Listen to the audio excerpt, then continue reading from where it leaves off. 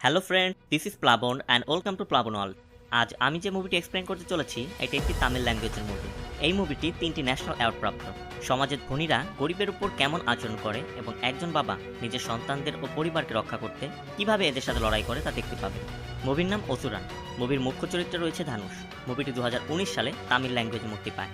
মুভিটি ভালো করে এক্সপ্লেন করার স্বার্থে আমি কোনো অংশ স্কিপ করতে চাইনি, তাই ভিডিওটি একটু বড় হতে চলেছে। তো চলুন এক্সপ্লেন শুরু করা যাক। শুরুতেই দেখা যায় শিবমণি তার ছেলে চিন্তামণিকে নিয়ে একটি জলাশয়ের ভিতর দিয়ে যাচ্ছে।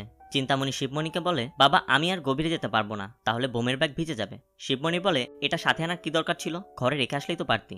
চিন্তা বলে, সব ব্যাপারে আমাকে দোষ দিও না তো, মাই তো জোর করে দিয়ে দিল। শিবমণি বলে, বুঝেছি, তোর মা ভাবে আমি তোর খেয়াল রাখতে পারবো না, তোর মাই তো তোকে বিগড়িয়েছে। চিন্তা বলে, বাবা পানি দিয়ে কেন যাচ্ছ, আমরা তো উপর দিয়ে যেতে পারি। শিবমণি বলে, হ্যাঁ তাই তো, তাহলে ওরা সহজেই আমাদের এসে ধরে ফেলুক। পুলিশের গাড়ির শব্দ পেয়ে বাপ বেটা দুজনই তাড়াতাড়ি করে পানি থেকে উঠে একটি জায়গায় লুকিয়ে পড়ে। অপরদিকে শিবমণির স্ত্রী পার্বতী তার মেয়ে ও তার ভাই মান্নুকে নিয়ে তাদের গৃহপালিত ছাগলগুলো নিয়ে জঙ্গলের ভিতর দিয়ে যাচ্ছিল। হঠাৎ পুলিশের গাড়ি দেখে তারা লুকিয়ে পড়ে। একটি ছাগল দৌড়ে রাস্তায় গিয়ে ডাকতে আরম্ভ করে। পুলিশ ইন্সপেক্টর ছাগলের ডাক শুনে গাড়ি থামিয়ে দেয় এবং এসে ছাগলটি দেখতে পায়। কনস্টেবল বলে, জমিদার মারা গেছে, সবাই হয়তো সেখানে গিয়েছে আর তাদের পোষা প্রাণীগুলো এদিক ওদিক ছুটছে। ইন্সপেক্টর কনস্টেবলকে ছাগলটি ধরে গাড়িতে তুলতে বলে। তখন পার্বতী বলে, এই পুলিশের গলা তো ওই দিনই কেটে দিতে ইচ্ছা করছিল যেদিন আমার ছেলেকে মেরেছিল। মান্নু বলে, চুপ কর, তোর রাগই তোর ছেলেদের মধ্যে পেয়েছে। কনস্টেবল ছাগলটি ধরতে গেলে ছাগলটি দৌড়ে পালিয়ে যায়। তখন ইন্সপেক্টর বলে, একটি ছাগলই ধরতে পারো না, চোরকে কিভাবে ধরবে? কনস্টেবল অবশ্য উত্তর দিয়ে দেয় যে ছাগল ধরা তো আমার কাজ নয়। এরপর পুলিশ একটি বাড়িতে যায়। এখানে আমরা জানতে পারি এখানে একজন প্রভাবশালী যার নাম নরসিংহা, তাকে কেউ খুন করে পালিয়েছে। পুলিশ ওই ব্যক্তির ছেলে রাজেশের সাথে কথা বলে। তাকে বলে, তোমার বাবার খুনিদের খুব তাড়াতাড়ি ধরে ফেলবো। কিন্তু রাজেশ তাদেরকে বলে, আমি জানি আমার কি করতে হবে, আপনার আমাকে সাহায্য করতে হবে না, আমার বাবার খুনিদের আমি নিজেই সাহায্য করতে পারবো। পুলিশ অবশ্য বলে যে তোমার জন্যই তো আমি ধরতে চাচ্ছি তাদের। তখন পাশের এক ব্যক্তি বলে, আমার ছেলে জঙ্গলেই রয়েছে, আমি তাকে জানিয়ে দিচ্ছি, সকালের মধ্যেই যেন তাদেরকে ধরে নিয়ে আসে। এরপর পুলিশ সেখান থেকে চলে যায়। এদিকে শিবমণি তার ছেলেকে নিয়ে জঙ্গলের সব থেকে উঁচু একটি পাহাড়ে গিয়ে আশ্রয় নেয়। অন্যদিকে মান্নু পার্বতীকে নিয়ে তার চাচা মারির বাড়িতে যায়। মারির চাচা শিবমণিদের ব্যাপারে জানতে চায় তারা কোথায়। মান্নু বলে, বাপ বেটা জঙ্গলে গিয়ে লুকিয়ে আছে। মান্নু পার্বতী ও তার মেয়েকে এই মারি চাচার বাড়িতে রেখে চলে যায়। মান্নু শহরে যাওয়ার জন্য একটি ট্রাক ড্রাইভারের সাথে কথা বলছিল। তখন একটি গাড়িতে একজনকে দেখে চিন্তিত হয়ে পড়ে। এরপর ট্রাকে করে শহরের পথে যাত্রা শুরু করে। চিন্তামণির ক্ষুধা লেগেছিল, তাই শিবমণি তাকে একটি পোটলা ধরিয়ে দেয় এবং বলে, এটা তোর মা দিয়েছিল, এই নে খা। তখন চিন্তা খাবার খেতে শুরু করে। এখানে আমরা বুঝতে পারি তারা নরসিংহা নামক একজন ব্যক্তিকে খুন করে পালিয়েছে। এই সময় শিবমণি তার ছেলের সাথে, পার্বতী তার মেয়ের সাথে এবং মামা মান্নু সবাই আলাদা আলাদা করে ছুটছিল, কারণ নরসিংহার পরিবারের লোকজন শিবমণির পরিবারকে মারতে খুঁজছিল। শিবমণির সাথে এ ঘটনা অবশ্য নতুন নয়। এ ধরনের সমস্যা ধনী এবং গরিবদের মাঝে হরহামেশাই ঘটতে থাকে। শিবমণি আর নরসিংহা যে গ্রামে বসবাস করে সেটি দুই ভাগে বিভক্ত। একদিকে থাকে গরিবেরা আর অন্যদিকে থাকে ধনীরা। নরসিংহা গরিবদের জমি লুট করছিল।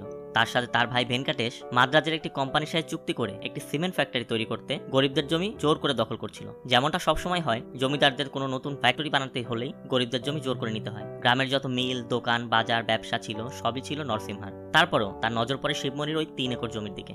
এ হচ্ছে গুরুমণি, শিবমণির বড় ছেলে। তারা পুরো পরিবার গুরুর জন্য একটি পাত্রী দেখতে পাশের গ্রামে যাচ্ছিল। পাত্রীর বাড়িতে গিয়ে শিবমণির মেয়ের বাবাকে বলে, আমার ছেলে একটু রাগী, তাই আপনার মেয়েকে বকাঝকা দিলে সে যেন রাগ না করে। তারা পাত্রী দেখে পছন্দ করে এবং পাকা কথা দিয়ে চলে আসে।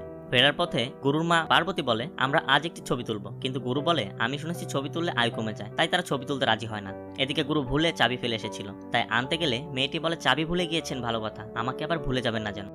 বাড়িতে ফিরে গুরু বলে, ঘরে একটা পাখা লাগাতে হবে। কিন্তু পার্বতী এসে বলে, মা এত কষ্ট করে তাও কোনোদিন বললি না পাখা লাগানোর কথা, এখন বউ আসবে আর তার চিন্তা হচ্ছে না। শিবমণি গুরুকে বলে, যে টাকা জমিয়েছিস তা দিয়ে একটি ঘর তোল। অন্য বাড়ির মেয়ে আমাদের বাড়িতে এসে তার যেন কোনো কষ্ট না হয়। কারোর বোন বা মেয়েকে এনে কষ্টে রাখা উচিত নয়। তুই তাকে ভালো রাখবি, তখনই তো সে তোর মাকে সম্মান করবে। খাওয়া শেষ করে তারা তাদের খেতে পাহারা দিতে যায়, কারণ জঙ্গলি শূকর এসে ফসল নষ্ট করে দিচ্ছিল। কিছু লোক পাশ দিয়ে যাচ্ছিল। তখন শিবমণি তাদের বলে, আমার খেতে চুরি করিস না তোরা, লোকসান হবে আমার। তারা উত্তর দেয়, নরসিংহার ক্ষেত তোর ক্ষেতের থেকে অনেক বড়, তোমার ক্ষেতে চুরি করবো কেন? তোমার ক্ষেতে চুরি করে তোমার বউ বাচ্চাকে অভুক্ত মারবো না। চিন্তা এসে বলে, বাবা সবসময় তুমি চোরদের সম্মান দিয়ে কেন কথা বলো? তখন শিবমণি চিন্তাকে থাপ্পড় দিয়ে বলে, বড়দের সম্মান দিয়ে কথা বলবি, বাচ্চা মানুষ বাচ্চার মতো থাক।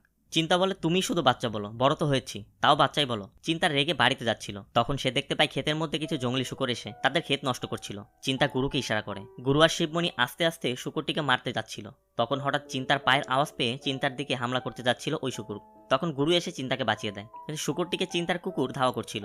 তখন নরসিংহার ক্ষেতের বাইরের কাঁটাতারের বেড়ায় কারেন্ট লাগানো ছিল, সেই কারেন্টে লেগে তার কুকুর শেরু মারা যায়। গুরু চিন্তাকে নিয়ে যায় এবং শিবমণি কুকুরটিকে নিয়ে যায়। পরদিন শিবমণি আর গুরুমণি আরও কিছু কৃষকদের নিয়ে নরসিংহার বাড়িতে যায়। গুরু বলে, তোমরা তোমাদের জমিতে কাঁটাতারের বেড়া দিয়েছো ভালো কথা, কিন্তু কারেন্ট দিচ্ছ কেন?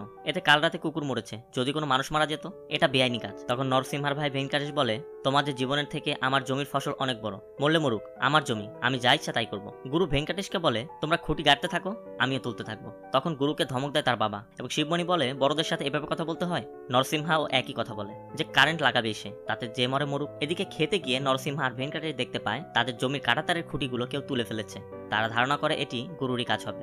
এদিকে বাড়িতে গুরু গোসল করছিল, তখন গুরুর মামা মান্নু এসে ভাগ্নেকে বাহবা দেয় আর বাজুতে একটি তাবিজ লাগিয়ে দেয়, কারণ সে সাহস করে এই কাজটি করেছে। শিবমণি গুরুকে বলে, তুই জানিস নরসিংহাদের বিরুদ্ধে গেলে কি করতে পারে তারা? গুরু বলে, যা করবে করুক, আমিও ছেড়ে দেব না। তোমার মতো ভীরু লোকদের কারণেই তারা আজ এত বেড়েছে। হক এমনি পাওয়া যায় না, আদায় করতে হয়। গুরু খাবার না খেয়েই চলে যাচ্ছিল, তখন পার্বতী বলে, খেয়ে যা। গুরু বলে, ওনাকে খাওয়াও, খেয়ে দিয়ে যদি একটু সাহস হয়। শিবমণি পার্বতীকে বলে, ওর বাহাদুরি দেখলে মাঝে মাঝে আমার ভয় লাগে, তুমি ওকে একটু বুঝিও। এদিকে চিন্তাকে ঘরের মধ্যে বসে থাকতে দেখে শিবমণি বলে, স্কুলে যাসনি? যা স্কুলে যা। চিন্তা বলে, আমি যাব না, শেরু মারা গেছে। শিবমণি বলে, মারা গিয়েছে তো কি হয়েছে? পার্বতী তখন চিন্তাকে বলে, দেখ বাবা, তুই একা না যে শেরু মারার কষ্ট পেয়েছে, খাবার খেয়ে নে। শেরু নেই তো কি হয়েছে, আমাদের আরেকটি কুকুর গৌরী তো আছে। চিন্তা বলে, এই মা, তুমি কিভাবে বললে শেরু নেই তো কি হয়েছে, গৌরী তো আছে? ভাইয়া মারা গেলে কি বলবা আমি আছি, আর আমি মারা গেলে বলবা ছোট বোন আছে? যতই বোঝাও না কেন, মন খারাপই থাকবে। তখন তার বাবাকে উদ্দেশ্য করে বলে, আর এই লোক ওখানে আমার ভাইয়ের পক্ষে কথা না বলে তাদের পক্ষ নিয়ে কথা বলেছে, আবার আসছে পরিবার চালাত। চিন্তার মা তাকে বলে, বাবার সাথে এভাবে কথা বলতে নেই। শিবমণিকে গিয়ে বলে চিন্তার মা, চিন্তা শেরুর জন্য একটু বেশি কষ্ট পেয়েছে, তাই কিছু মনে করো না। শিবমণি বলে, ওর শেরুর জন্য কষ্ট হচ্ছে, আর আমি খুশি হচ্ছি যে শুধু শেরুই মরেছে, অন্য কিছু হতে পারতো। নরসিংহার ছেলে রাজেশ মোটর দিয়ে কুয়া থেকে পানি তুলছিল, তখন পার্বতী গিয়ে বলে, তোরা মোটর দিয়ে পানি তুলে নিলে আমাদের ক্ষেতের কি হবে, আমরা কিভাবে ক্ষেত করব? রাজেশ তখন বলে, বেশি কথা বললে কেটে ফেলবো। পার্বতী তখন রেগে গিয়ে একজনের গলায় কাঁচি ধরে আর চিন্তাকে বলে, তোর ভাইকে ডেকে নিয়ে আয়। গুরু এসে দেখতে পায় রাজেশ তার মাকে ধাক্কা দিয়ে ফেলে দিয়েছে। তখন রাগে সবাইকে মারধর করে গুরু, বিশেষ করে রাজেশের অবস্থা খারাপ করে দেয়। এরপর রাতের বেলা গুরু আর চিন্তা একটি দোকানে গিয়েছিল, তখন সেখানে পুলিশ এসে গুরুকে ধরে নিয়ে যায়। চিন্তা বাড়ি এসে ঘটনাটি জানায়। পরদিন শিবমণি পঞ্চায়েতের কাছে যায় তার ছেলেকে পুলিশের থেকে ছাড়ানোর জন্য, কারণ নরসিংহা তার ছেলেকে মারধর করার অপরাধে পুলিশের কাছে কমপ্লেন করেছে। গ্রাম পঞ্চায়েতের কাছে শিবমণি বলে, গুরুর মায়ের গায়ে হাত তোলার পরই তো গুরু মেরেছে, আর ওই কুয়া আমাদের দুজনেরই ব্যবহার করার কথা ছিল। চুক্তি অনুযায়ী ওই জমির মালিক যে ছিল তার সাথে আমার কথা হয়েছিল আমরা দুজনেই ব্যবহার করব, কিন্তু নরসিংহা জোর করে দখল করে কাঁটাতারের বেড়া দিয়ে দিয়েছে। বাধা দিয়ে তো আমরা কোনো অন্যায় করিনি। তখন নরসিংহা শিবমণিকে তার ওই জমি বিক্রি করে দিতে বলে এবং এও বলে, তুমি যত টাকা চাও পাবে, কিন্তু জমিটি বিক্রি করে দিতে হবে। তুমি যদি জমিটি বিক্রি করে দাও তাহলে তোমার ছেলেকে আমরা ছেড়ে দেবো। শিবমণি তখন বলে, আমার ওই জমিটা আমার শালা আমার বউয়ের নামে লিখে দিয়েছিল, আর ওই জমি চাষ করেই আমি সংসার চালাই। ওই জমি যদি আমি বেচে দিই তাহলে আমি কি করে খাবো?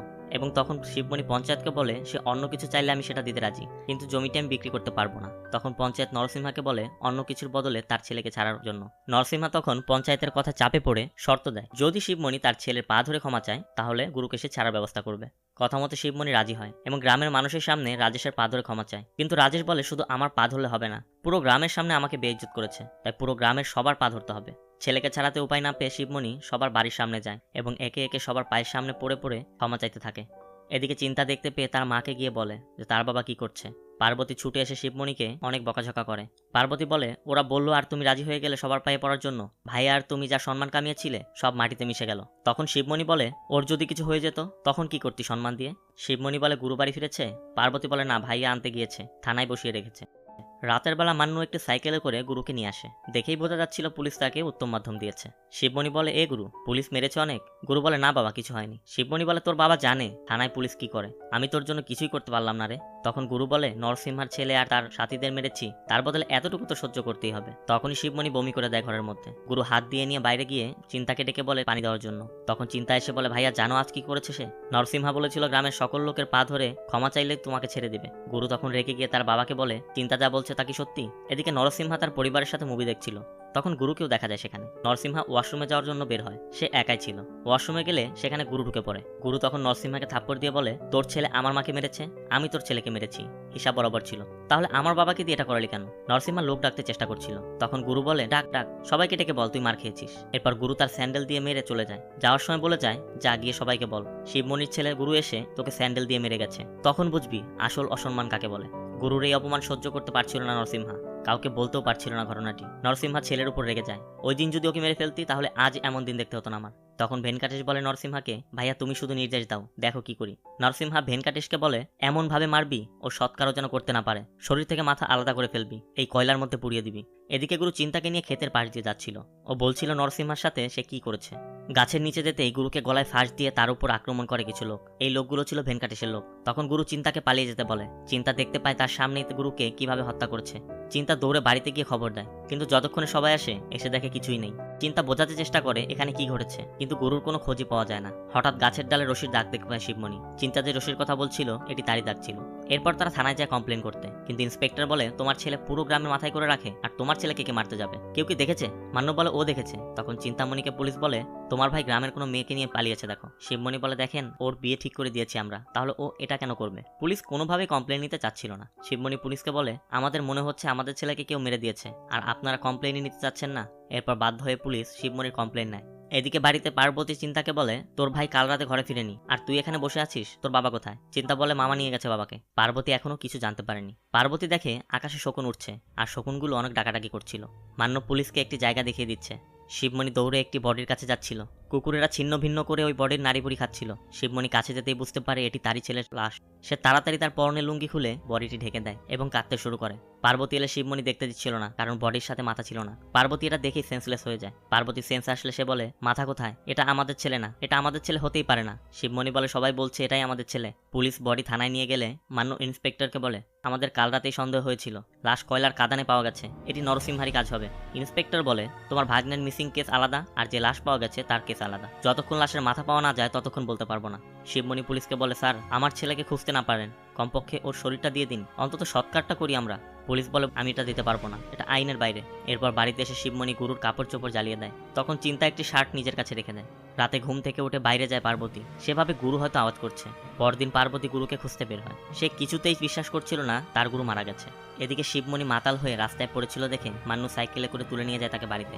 বাড়িতে ফিরে চিৎকার করে কান্না করতে থাকে শিবমণি। কাঁদতে কাঁদতে বলে ছবি তুললে নাকি আয়ু কমে যায়, তাই ওই দিন ছবি তুললো না। ছবি না তুলেই চলে গেল। ওর একটি ছবিও নেই, আর চেহারাওটি আমি ভুলে যাচ্ছি। শিবমণি তখন বলে ছেলে মেয়ের থেকে বেশি দিন বেঁচে থাকা বাবা মায়ের জন্য অভিশাপ। এদিকে দেখা যায় গুরুর জন্য দেখা পাত্রীকে বিয়ে করে নিয়ে যাচ্ছে নরসিংহার ছেলে রাজেশ। বাড়িতে গিয়ে পার্বতী দেখে সবাই গুরুর শ্রাদ্ধ করাচ্ছে। পার্বতী নিষেধ করলে মান্নু বলে দেখ পার্বতী, ও আমারও ভাগ্নে ছিল, আমিও এটা মানতে পারছি না, কিন্তু এটাই সত্য। পার্বতী তখন বলে এটাই যদি সত্য হয় তাহলে তোমরা এখনো কি করছো? যারা এটা করেছে তারা তো খুশিতে ঘুরে বেড়াচ্ছে। আগে নরসিংহার শ্রাদ্ধ হোক, তারপর আমার ছেলের। এটা বলে গুরুর ছোটবেলার ছবিটি তুলে রাখে সে।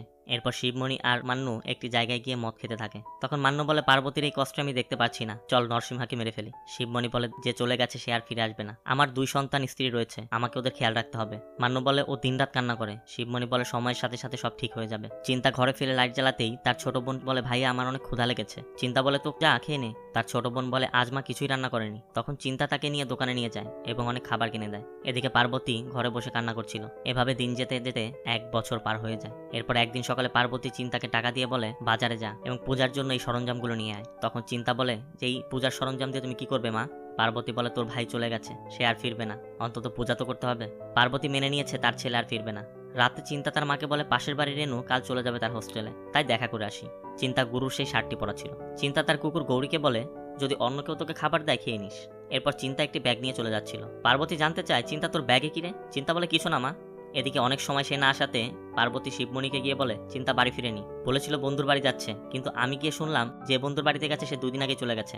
সব সময় যেখানে যায় কুকুরটাকে সাথে নিয়ে যায়, আজ বেঁধে গেছে। আর যেভাবে ব্যাগটা নিচ্ছিল আমার মনে হয় ব্যাগের মধ্যে কিছু একটা ছিল। পার্বতীর কথা শুনেই শিবমণি বের হয়ে পড়ে চিন্তাকে খুঁজতে। এদিকে দেখা যায় চিন্তা বাজারে গিয়ে নরসিংহাকে ফলো করছিল। শিবমণি চিন্তাকে খুঁজতে বের হয়ে জানতে পারে বাজারে তাকে দেখা গেছে। শিবমণি দেখতে পায় নরসিংহা একা ছিল। তখনই চিন্তা তাকে মারতে যাচ্ছিল। এটা দেখে শিবমণি কারেন্টের তারে একটি লাঠি ছুঁড়ে মারলেই অন্ধকার হয়ে যায়, কিন্তু ততক্ষণে চিন্তা নরসিংহাকে কুপিয়ে দিয়েছে।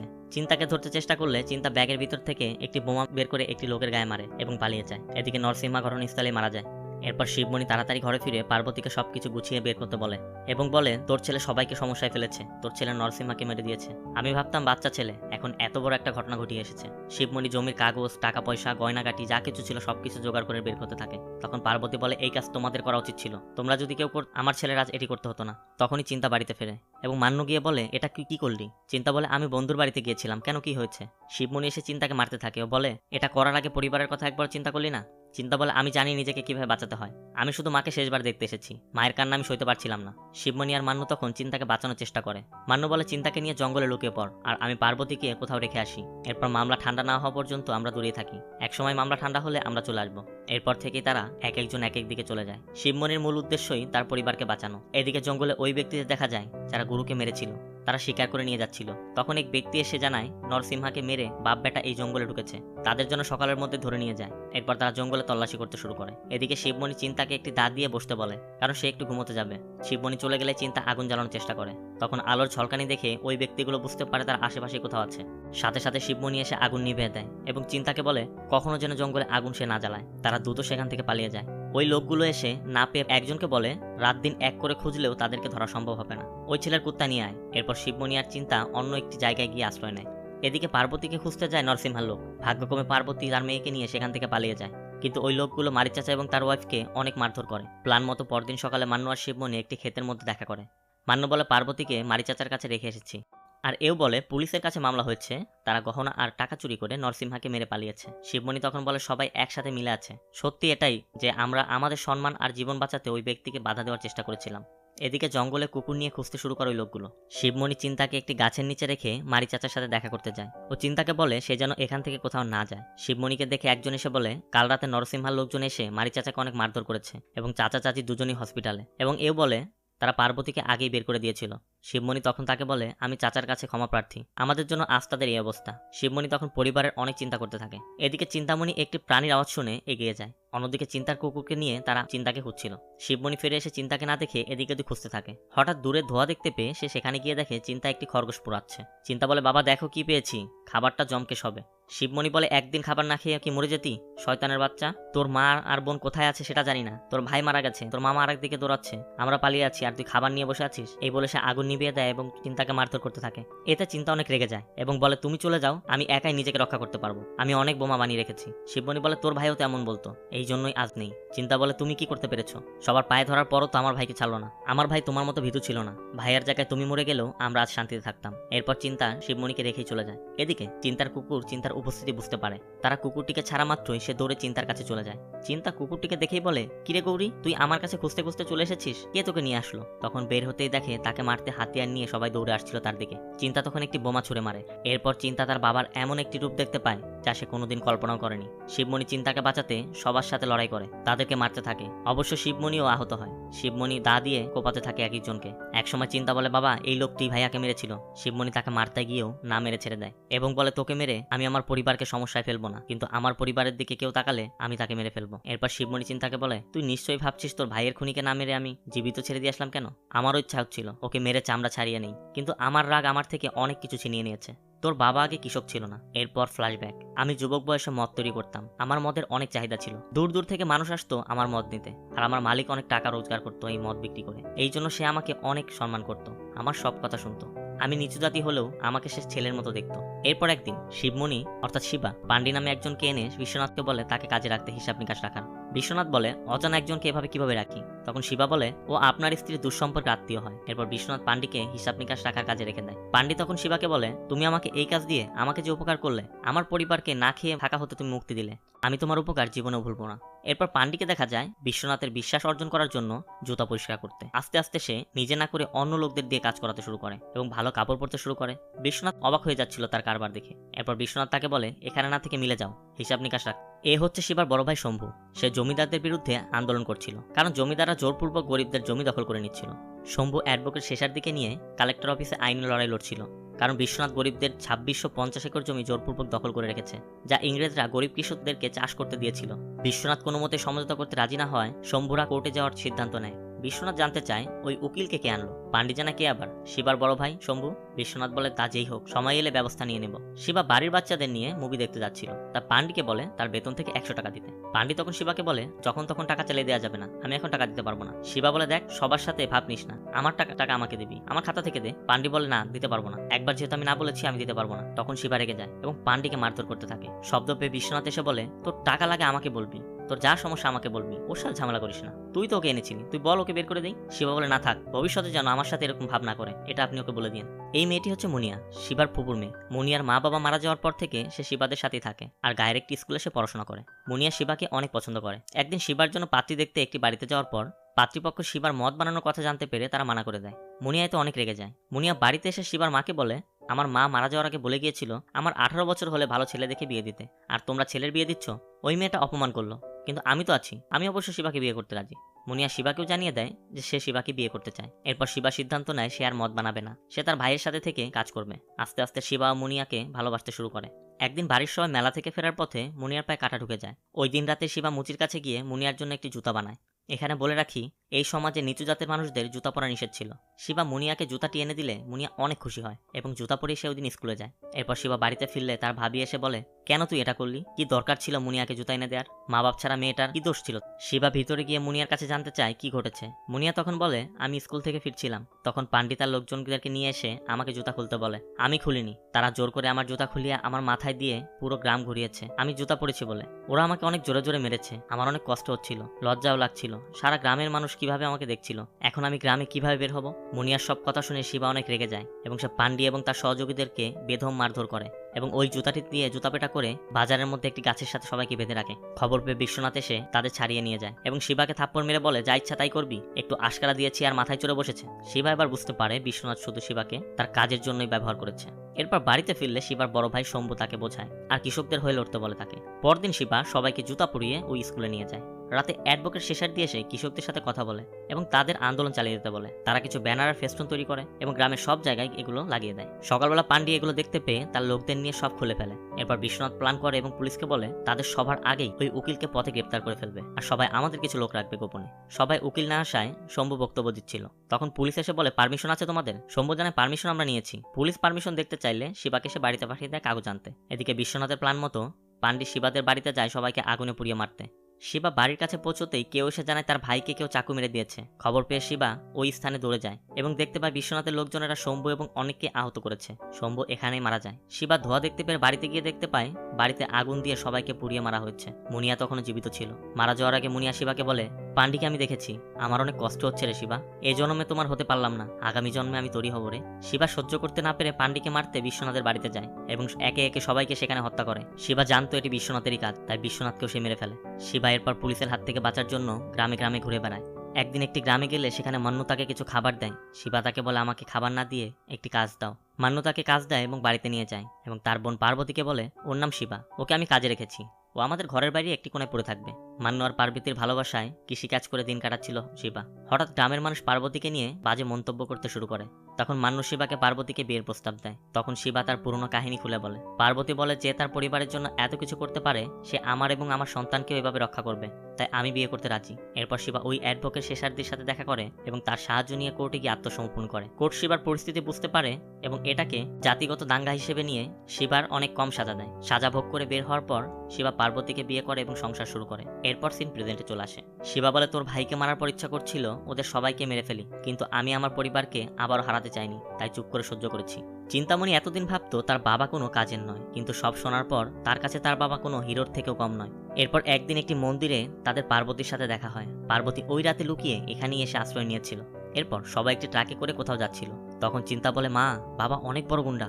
তখন তার মা তাকে বলে, তোর কি মনে হয় তা না হলে তোর আর তোর ভাইয়ের মধ্যে এত রাগ এবং সাহস কোত্থেকে এলো? শিবমণি পার্বতীকে বলে, আমি উকিলের সাথে দেখা করে চিন্তাকে বাঁচানোর একটা পথ বের করি, তুমি সোজা কোর্টে গিয়ে দেখা করো। এরপর চিন্তাকে নিয়ে সে বের হয়ে যায়। চিন্তা বলে, বাবা, ওদের সাথে আনলে না কেন?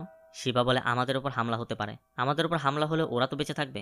শিবা চিন্তাকে নিয়ে অ্যাডভোকেট শেষার্দির বাড়িতে যায়। শেষার্দি শিবাকে দেখে চিনতে পারে এবং বলে যে ছেলেকে ভর্তি করাতে নিয়ে এসেছো? শিবা বলে, না। তখন শেষার্দির ঘরের মধ্যে গিয়ে শিবা সবকিছু খুলে বলে। শেষার্দি জানায় চিন্তার বয়স যেহেতু 15 বছর, তাই ওকে কিশোর শোধনাগারে পাঠানো হবে আর ওখানে জেলার আমার পরিচিত, ও ওখানে ভালোই থাকবে। শিবা তখন জানায়, আপনি যেহেতু বলছেন তাই হোক। তখন শেষার্দি শিবা আর চিন্তাকে পরদিন সময় মতো কোর্টে যেতে বলে। পরবর্তী দিন পার্বতী তার মেয়েকে নিয়ে কোর্টে বসে যায় এবং এখানে ভেঙ্কাটেশের লোকজন পার্বতীকে দেখে ভেঙ্কাটেশকে ফোন করে বলে যে পার্বতী এখানে এসেছে। তখন ভেঙ্কাটেশ ধারণা করে যে তারা যেহেতু এসেছে নিশ্চয়ই চিন্তাও এখানে আসবে। তাই সবাইকে নজর রাখতে বলে দেয়। উকিল এসে পার্বতীকে বলে শিবা কোথায়। তখন পার্বতী বলে চলে আসবে, আমাকে তো এখানে আসতেই বলেছিল। এদিকে মান্নু বাস থেকে নেমে পুলিশকে দেখতে পায়। পুলিশ চিন্তাকে ধরতে আগে থেকেই কোর্টের বাইরে অপেক্ষা করছিল। শিবা চিন্তাকে নিয়ে কোর্টে ঢুকতে গিয়ে দেখতে পায় পুলিশ দাঁড়িয়ে আছে এবং তারা লুকিয়ে পড়ে, এবং ভেনকাটেশও কোর্টে এসে তার সব লোকজনকে নিয়ে তাদের উপর নজর রাখতে বলে এবং এটাও বলে দেয় যে ওরা যেন আজ বাঁচতে না পারে। কোর্টের সময় পেরিয়ে যাচ্ছিল। শিবা কৌশলে চিন্তাকে নিয়ে ভিতরে প্রবেশ করতেই ভেনকাটেশ তাদের দেখে ফেলে এবং তখন সেখান থেকে শিবা চিন্তাকে নিয়ে পালিয়ে যায়। এদিকে ম্যাজিস্ট্রেট চলে যাওয়ার পর অ্যাডভোকেট শেষার্দি অনেক রেগে যায় এবং রেগে মেগে সে বাড়িতে চলে যায়। শেষার্দি বাড়িতে যেতে দেখতে পায় শিবা চিন্তাকে নিয়ে অপেক্ষা করছে তার জন্য। শেষার্দিকে পুরো ঘটনা ভুলে বলে শিবা যে ভেনকাটেশ তাদের জন্য অপেক্ষা করছিল, তাদেরকে সেখানে মেরে ফেলতো। শিবা এও বলে ভেনকাটেশ তার একটি জমি নিতে চায়, তাই ওই জমি আমি তাদের লিখে দিব। আপনি শুধু ইন্সপেক্টরের সাথে কথা বলে আমার ছেলেকে কেস থেকে বাঁচান। এরপর অ্যাডভোকেট শেষার্দি রাতে পুলিশের ওই ইন্সপেক্টরকে ডেকে কথা বলে এবং তাদের সাথে ডিল করতে বলে।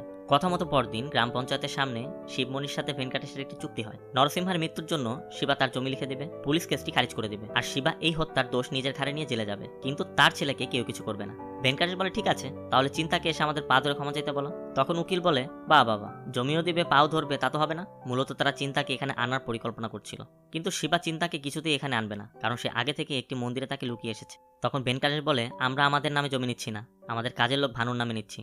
সব ফর্মালিটি পূরণ হওয়ার পর শিবা উকিলকে বলে এত সহজে ওরা মেনে নিল। উকিল বলে আমারও চিন্তা হচ্ছে, তুমি এক কাজ করো, তোমার ছেলেকে নিরাপদ জায়গায় রেখে আমার সাথে এসে দেখা করো। এদিকে মন্দির থেকে বাইরে ঘুরতে বের হয় চিন্তা। তখন পণ্ডিত তাকে দেখে বলে বাইরে যেও না, এখানেই বসো। চিন্তা তখন বলে আমি একটু আশপাশ থেকে আসছি। শিবা সবাইকে নিয়ে মন্দিরে গিয়ে জানতে পারে চিন্তা আশেপাশে কোথাও ঘুরছে। ঠিক তখনই ভানু এসে শিবাকে জমির কাগজ ফিরিয়ে দেয় এবং বলে ভেনকাটেশ চিন্তাকে ধরে নিয়ে গিয়েছে এবং নরসিংহাকে যেখানে খুন করা হয়েছিল ওখানেই অনেক মারধর করছে। এটা শোনার পর দা হাতে নিয়ে ওই জায়গায় যায় শিবা। সে এক এক করে সবাইকে মারতে থাকে। চিন্তাকে তাদের থেকে উদ্ধার করতে গেলে তাদের হামলায় অনেক আহত হয় শিবা রাজেশ এবং ভেনকাটেশকে হত্যা করে চিন্তাকে বাঁচায়। তখন শিবার গ্রামের সবাই হাতিয়ার নিয়ে সেখানে পৌঁছে যায়। পঞ্চায়েত বলে তোমরা মারামারি করতে এসেছো, এটা একটি খুনকে কেন্দ্র করে হয়েছে দুটি পরিবারের মধ্যে, এটাকে জাতিগত দাঙ্গা তৈরি করো না। এরপর থেকে গ্রামের সবাই সিদ্ধান্ত নেয় তারা আর ধনী গরিবের মধ্যে পার্থক্য রাখবে না, তারা জাতপাত ভেদাভেদ রাখবে না, তারা একসাথে বসবাস করার সিদ্ধান্ত নেয়। এরপর কোর্টে গিয়ে স্যারেন্ডার করার সিদ্ধান্ত নেয় শিবমণি। শিবা চিন্তাকে বলে মা আর বোনের খেয়াল রাখিস। চিন্তা বলে এটা অনেক বড় দায়িত্ব বাবা, আমি পারবো না। আমার ভাইকে নরসিংহা মেরেছিল সবাই জানতো, কিন্তু পুলিশ তো তখন কিছু করলো না। তাহলে ওদের মেরে তুমি কেন জেলে যাবে? আমার দোষ তুমি কেন ঘাড়ে নিবে বাবা? আমি যাব। শিবা চিন্তাকে বোঝায় জেলে যাওয়ার বয়স তার হয়নি। শিবমণি আরো বলে যখন তোমার ভাইকে ওরা মেরেছিল তখন কোর্ট পুলিশ কেউ আমাদের সাহায্য করেনি, এটা তাদের ভুল ছিল। তোমার ভাই মরার পর তোমাকে আর তোমার বোনকে খেয়াল রাখতে পারেনি, এটা আমাদের ভুল ছিল। তোমার জায়গা থেকে যেটা সঠিক মনে হয়েছে সেটা তুমি করেছো, কিন্তু বদলা নেওয়ার উপায় সবসময় এটা হয় না। দেখ চিন্তা, তুই কৃষক হলে তোর জমি কেড়ে নেবে, তুই টাকা পয়সা হলে টাকা পয়সা কেড়ে নেবে, তুই যদি পড়াশোনা জানা হোস তোর থেকে কেউ কিছু ছিনিয়ে নিতে পারবে না। তোর যদি অন্যায়ের বিরুদ্ধে রুখে দাঁড়াতে হয় পড়ালেখা কর, পড়ালেখা করে নিজেকে শক্তিশালী একজন মানুষ তৈরি কর, কিন্তু এই ক্ষমতার অপব্যবহার করিস না যা এখনকার সবাই করছে। আমরা সবাই মাটিরই তৈরি, জাত আমাদের আলাদা করেছে, এই চিন্তা দূর করতে হবে। এরপর বিদায় নিয়ে কোর্টের ভিতরে যাচ্ছিল শিবমণি। যাওয়ার সময় পরিবারের সবাইকে একসাথে দেখে সে আনন্দে হাসতে থাকে এবং কোর্টে প্রবেশ করে। পরিবার এমন একটি বন্ধন যা ছাড়া আমাদের বেঁচে থাকা মূল্যহীন। পরিবারই আমাদের সবকিছু। আসুন আমরা পরিবারকে আরো ভালোবাসতে শিখি এবং পরিবারকে সময় দিই। মুভিটি যদি আপনাদের ভালো লেগে থাকে লাইক দিতে ভুলবেন না, আর মুভিটির জন্য হলেও তো সাবস্ক্রাইবটি আশা করতেই পারি।